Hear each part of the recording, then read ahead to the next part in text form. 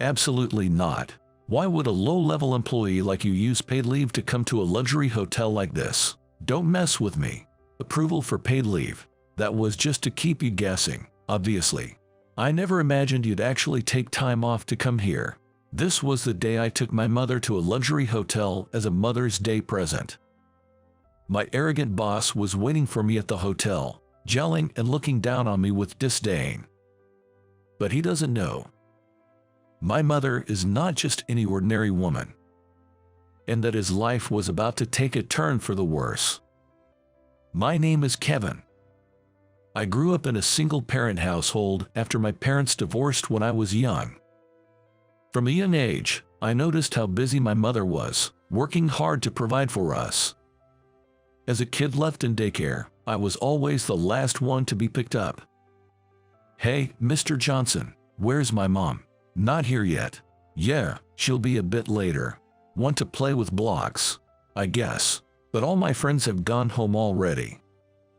"Then let's build a big truck with the blocks together." Mr. Johnson at the daycare probably felt sorry for me, waiting for my mom every evening. He always suggested fun activities to keep me entertained. Even in elementary school, life wasn't much different. Unlike daycare, which cared for me until 7 p.m., after-school programs only went until 6 p.m. and cost extra for extended hours. After 6 p.m., I would walk home alone on dark streets, watching other kids leave with their parents. Sometimes, friends' parents worried about me and offered me a ride home. But it felt more miserable, and I hated them seeing my dark, empty house, so I would rush home alone. I never expressed my loneliness or frustration to my mother. Even as a child, I understood she was working hard. I had a vague sense of our financial struggles and debt. So, I kept my feelings to myself, enduring the loneliness silently. As I got older, I turned to sports to distract myself from the loneliness. Sweating and focusing on sports helped me forget the unpleasantness. My childhood was a battle against this loneliness.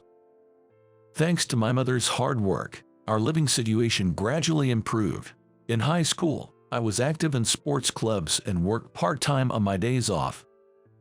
But it wasn't to earn living expenses. My mother's efforts meant it was just for pocket money, like my friends. Like my friends, I was earning money just for fun. Around that time, I started thinking about my future education. Mom, about my future path.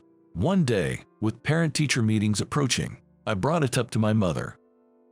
Private universities are a bit too much, but you can go to any public university department you like if you want to pursue higher education. Her response surprised me. "Really? Of course, you've been through a lot. I want to let you study as much as you want." "Thanks, Mom. I'll go to college. I'll study hard and get into a public university, so don't worry." "Sorry, Kevin. Thank you. Thank you." I researched universities that were affordable and within commuting distance from home, and studied relentlessly. Juggling work and study was tough, but my mock exam results were promising. "If you keep up these grades, you're likely to get in," my teacher assured me at the Parent-Teacher-Student Conference. Encouraged by this, I confidently took my university entrance exams. And I succeeded, getting into a public university. As a college student, I increased my working hours but never slacked off in my studies. It was a university I had worked hard to get into. I didn't want to waste that opportunity. I packed my 4 years with lectures, earning more credits than necessary. I also actively participated in club activities, making for a fulfilling 4 years. After graduation, I got a job in the textile industry. Textile work requires a delicate sensibility, but also the physical strength to handle heavy fabric rolls. Thanks to my sports background, I was pretty confident about my physical abilities. As for the delicate sensibility, that's something I'm still looking to polish. Sensibility is honed on the job, don't worry. Michael from the sales department told me, His words made me realize that, although promotion is great, I wanted to work in the field as long as possible. Once you climb the corporate ladder, you end up doing more paperwork and attending more meetings than actual field work. I shared this view with my peers. "You're quite the unique one," they said. I wondered if most people prefer to climb the career ladder quickly and work comfortably in an office. It seemed I was the rare type. Under Michael's guidance, I worked hard, often meeting demanding requests from clients. Saying I dedicated most of my 20s to work wouldn't be an exaggeration. My life revolved around the company, awake or asleep. Then one day, everything changed. Cancer. Jer, I hesitated to tell you, but being honest is better than causing unnecessary speculation. This is terrible. But it's early stage, so it's not an immediate threat. Michael had gathered us before work to disclose his cancer diagnosis. Discovered early, there was a chance of recovery and return, but at 55, he decided to take early retirement. "I'm sorry to spring this on you so suddenly. I'll ensure a smooth transition and won't burden you further," he said. "But are you really okay? Will you recover? There's no guarantee in medicine, but the chances are good with early detection. I won't be gone just yet. Make sure to visit me sometimes." Michael. Overwhelmed, I couldn't help but cry, and Michael gently patted my back.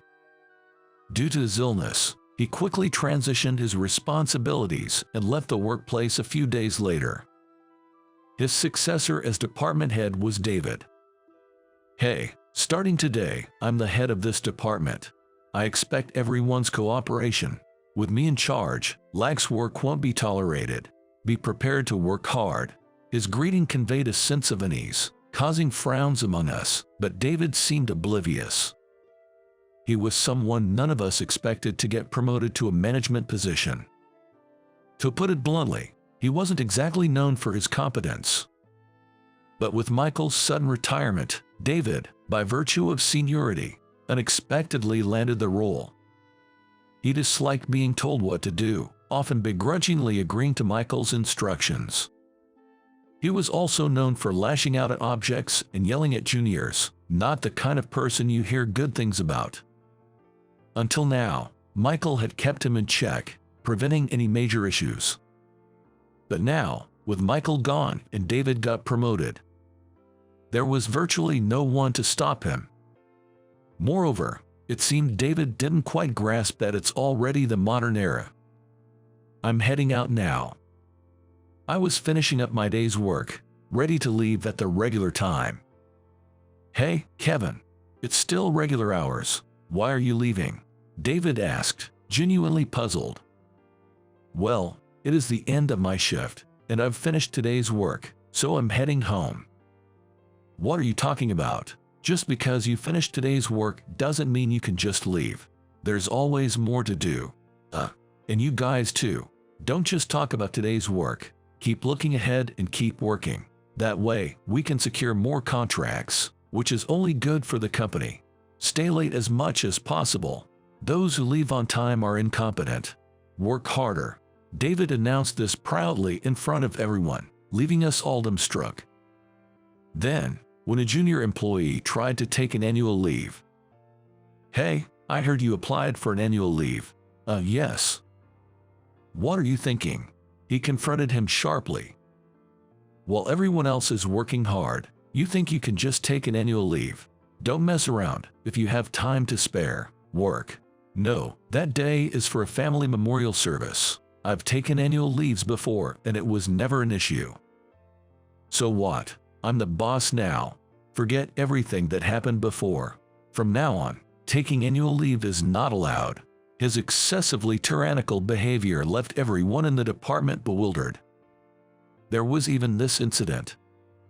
"Who arrives at the last minute like that? As a punishment, come an hour early tomorrow and clean the office."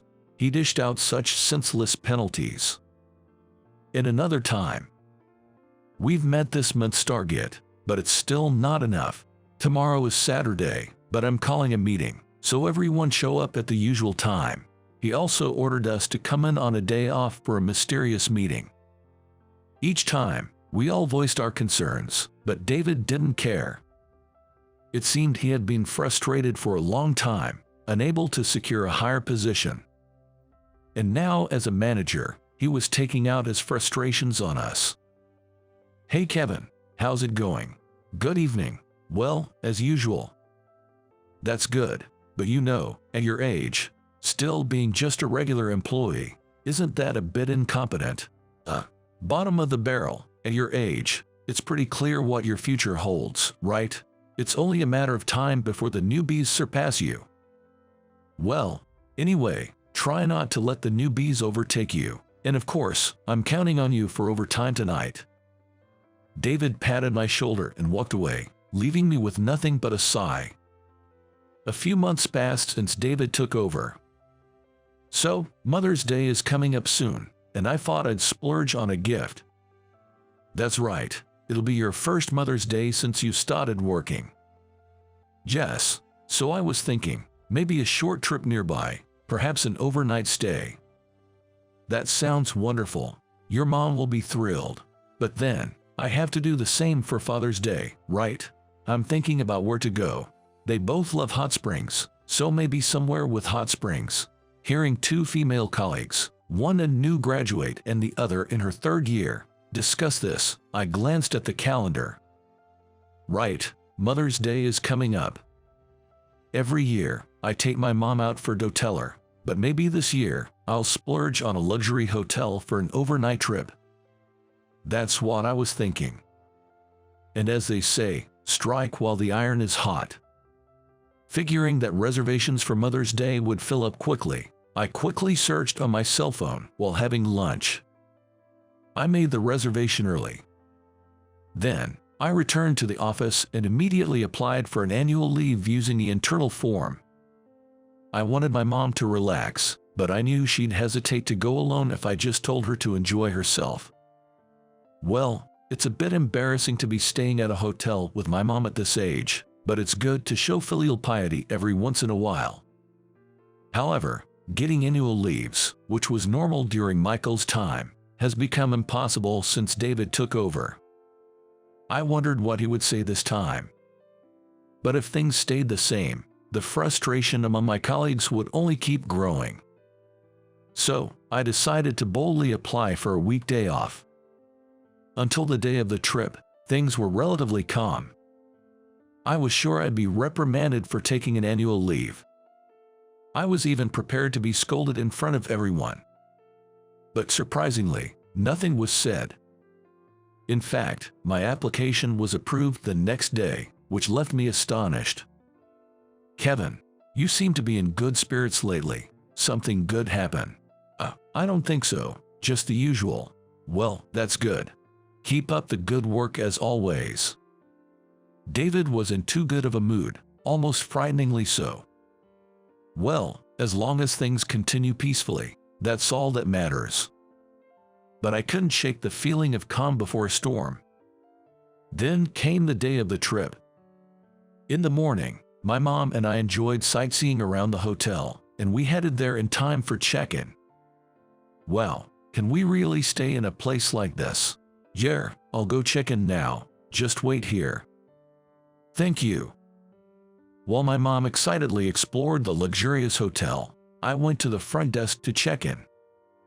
But I stopped in my tracks when I saw someone who shouldn't be there. David. David ran over to me, surprised. "Hey, Kevin. Why are you here, David?" "What do you mean, why am I here? Why is a low-level employee like you using annual leave to come to a luxury hotel like this? Don't mess around." David, grabbing me by the collar, began yelling. I was shocked and confused. "But, you approved my annual leave request, didn't you?" I complained about that. Indeed, David had approved my annual leave for today. Why am I being yelled at now, and in a place like this? That was just to lead you on. I never thought you'd actually take the day off and come here. Lead me on. I don't understand what you mean. Are you kidding me? I'd like to see the face of a parent who raised such an incompetent person who can't even understand their own position. What? The face of your parent? I want to see the face of the parent who raised such an incompetent person. David seemed to relish in saying such things. First of all, you don't even do unpaid overtime, and you seem to have no ambition for promotion, staying a regular employee forever. What's wrong with you? Don't you want to get promoted? If you do, work overtime every day. Show some determination and grit. Otherwise, the higher-ups won't value you. Well, you might not understand what I'm saying. Being incompetent and all. Sorry for speaking about complex things. He kept ranting whatever he wanted. Feeling the painful stares of those around me, I knew I had to do something about this situation. Kevin. Hearing the commotion, my mother walked over. Realizing something, I turned back to face David. David. What? Here is my mother. Saying that, I stepped aside to let my mother forward, causing David to freeze in shock. Why are you here? Well, hello. I suppose this is our first meeting outside the office, isn't it? Why? What is the chairman here? Wait, parent, what does this mean? Oh, you knew who I am. I assumed I was quite unknown within the company, as we rarely meet. No way, not knowing our chairman's face. That's impossible. Well, I'm flattered. Yes, my mother is chairman of our company. Apparently, David knew of her but was unaware of our family relationship. David was completely intimidated in the presence of my mother. So, David, I've heard everything. My son seems to be under your care. However, your assertions are exactly as my son described. Well, that. Annual leaves are a legitimate right of employees. You have no business to reprimand for that. And what about this? Unpaid overtime. Overtime for promotion. Which era are you living in? Listen, work isn't about blindly putting in hours. It's most important to do it efficiently. Without proper balance, you can't perform well. As a professional, I assumed you understood that, but maybe I was wrong. My mother, with a fixed smile, cornered David. He was completely cowed by her. But I had no intention of stopping her. Frankly, I thought she should be even tougher on him. Relying on others wasn't my style, but my mother had always been frightening when angry, running a company for so long. Her lips smiled, but her eyes were anything but. In fact, just looking at them gave a chill, so icy and ruthless they were. Well, that's enough. I'm not here for work but for leisure. I don't have the time to spare on you. Chairman, do you have something more for us? Any other business? Yikes. No, nothing. Good. I'll inform you of your consequences later. Be prepared for that. Kevin, let's go. Yes. Seeing my mother so livid after a long time, I couldn't help but break into a cold sweat. Careful not to aggravate her further, I responded and walked past David. Glancing at his face as we passed, I saw a man utterly crushed by despair. After that, my mother and I enjoyed our trip immensely and returned home very satisfied. The day after next, when I went back to work, David's seat was no longer in the sales department. It seemed that my mother had called HR from our trip. David's unreasonable treatment of his subordinates came to light. HR had already deemed him unfit for the managerial role, considering him just a stopgap until a more suitable person was hired. Of course, had he performed well, he could have kept his position, but his conduct had sealed his fate. It seemed that David had mistakenly believed he earned his position through his own merit, when in reality, it was more of a fluke. This misperception led to his tyrannical behavior, resulting in an immediate transfer. He was transferred to the logistics department, a place so hot it makes you sweat like a waterfall, where physical strength is essential.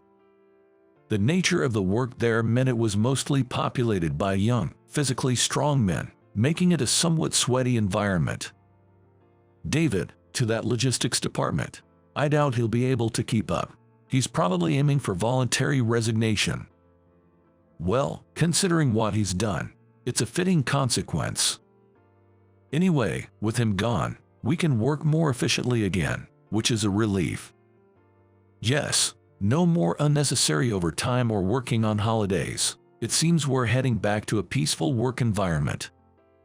Everyone gossiped, but no one truly seemed worried about David. He was probably feeling marginalized now, sweating profusely in the logistics department.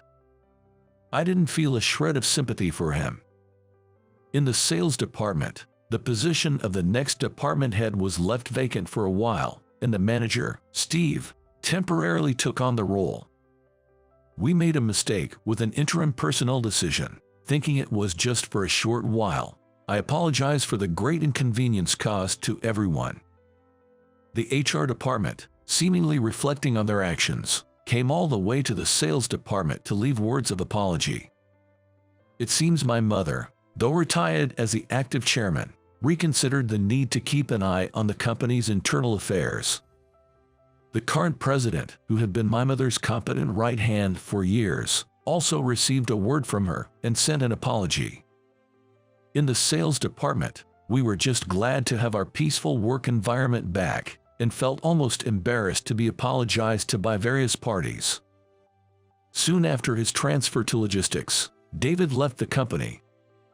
It's unclear whether the transfer was a move to encourage his resignation, but working under younger employees must have been unbearable for him. And physically, it must have been quite demanding. He was really put through the ringer, someone commented. It's ironic for someone who hated taking orders. He couldn't have lasted long. Such rumors faded within a week. Later, I was summoned by my mother to the reception room. Kevin, sorry for the sudden call. It's fine, but what's up? Something else happened. No, it's different. I was hoping you'd be ready to accept a promotion soon. A promotion? Yes, I'm very grateful you joined our company. I know you've continued to work in the field based on Michael's advice, and you have your own goals and pride in your current job. I think I understand all that. Then why suddenly? It's not sudden. I've been thinking about it for a long time. It's not just me. President and the HR department agree. Really? That was surprising to hear. Kevin, since you joined the company, we haven't had a proper discussion, so let me say this now. I hope, if possible, you can work towards becoming the next president of the company. That is, certainly, since I joined the company you founded, I've thought about eventually, but I still have so much to learn, and I still want to be out in the field.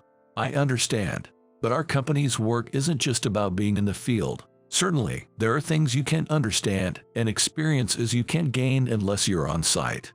However, there are also things you can only understand and learn by being in a leadership position, directing others. I understood what my mom was saying. I felt the same way. When I first joined the company, I was fully intent on eventually taking over as president. However, after working in the textile industry for 10 years, I grew increasingly anxious about whether I could handle such a big responsibility. I told my mom, "Please let me think about it." I called Michael on the weekend. He had successfully undergone surgery and was now enjoying a peaceful retirement. I haven't been in touch for a while. It's been a long time. I discussed the recent events and my mom's proposal with Michael. Honestly, I'm more anxious than confident right now. I worry that standing at the top in this state of mind will only make everyone else uneasy. Then Michael quietly said, "Do you have time now? It's your day off, right?" "Yes." "Then bring me the highest quality fabric sample you're handling right now," he instructed me. I quickly grabbed what I believed to be the best fabric sample I was handling and went to Michael's house. After showing him the sample, Michael commented, "You've really come to understand, haven't you?" He smiled kindly. "It's proof that you've built up solid experience in the field. You should be fine." His words resonated deeply with me. I felt acknowledged for the first time and was moved. Thank you, I really appreciate it. And that feeling gradually turned into confidence. Encouraged by Michael, I decided to accept my mother's wishes. I was anxious about what others would think of my promotion, being inexperienced in many areas. But when I was actually promoted to manager, everyone seemed happier than I was. Kevin, congratulations. It's as if it's my own promotion. I'm so happy. Finally. I was wondering why you hadn't been given a position until now. Congratulations. Everyone, thank you. I may cause some inconvenience, being inexperienced and only knowing the field. Not at all. We all know how much you've contributed to the company. Don't worry, we'll support you in whatever way we can. Thank you, really, thank you. The sound of applause was heartwarming. With my promotion to manager, Steve was promoted to department head. As a sales department, we had a foundation to move forward unitedly once again. After my promotion, I became more proactive in training and guiding within the department. Even though juniors had asked for my guidance before, I was mostly out in the field, so I wasn't often in the office. Especially the new female employee, who had wanted to ask me many things, benefited from my new focus on sharing knowledge and sales expertise. Perhaps as a result, the company's performance improved. Jess, is there something you still don't understand? No, it's not that, Kevin, do you have a girlfriend? What? The new female employee asked such a personal question. Looks like spring has finally come for Kevin. Others teased me. I spent several years living through such days. I was promoted to department head, recognized for my achievements as a manager. At first, I was filled with anxiety about my new role, but now I am fully resolved to take over as president when the time comes. This is all thanks to my mother, who showed me the value of hard work from a young age, Michael, whom I respect, and everyone at the company who has supported me. Their encouragement has built my confidence and contributed to the company's growth. Kevin. President Wilson, good to see you. Likewise. How are you finding the department head role? Well, I'm still feeling quite inexperienced. Haha, you're really humble, quite different from your mother. I occasionally join him for drinks, savoring these moments. He has worked under my mother for a long time. I want to learn as much as I can from him now about his vision for the company and his approach to leadership. I don't want to rely on my mother's influence. I want to earn recognition for my own abilities. To do this, I'm willing to work hard, even if it means getting my hands dirty. Perhaps sensing my intentions, President Wilson shares various experiences with me, including stories about my mother and his own failures. I also make time to visit home and listen to my mother's advice. You look much more mature now. Maybe it's just a parent's pride, but you really seem dependable. Hearing her say that, I can't help but feel it's true. Until now, I've been focused solely on field work and my own responsibilities. That was what was required and expected of me. But as my responsibilities have grown, so has my perspective. It's a natural progression, and I need to adapt. Of course, there are things I need to oversee from a higher level. But sometimes, it's important to return to the field perspective, ensuring the well-being of the employees and the appropriateness of personnel management. It's precisely because I've always been in the field that I can think this way. My time in the field has broadened my horizons. Still, I remain inexperienced. Just appointed as a manager, I find the thought of aspiring to be president presumptuous. But for everyone who believes in me, who follows me, I want to quickly grow into a role I can be confident in.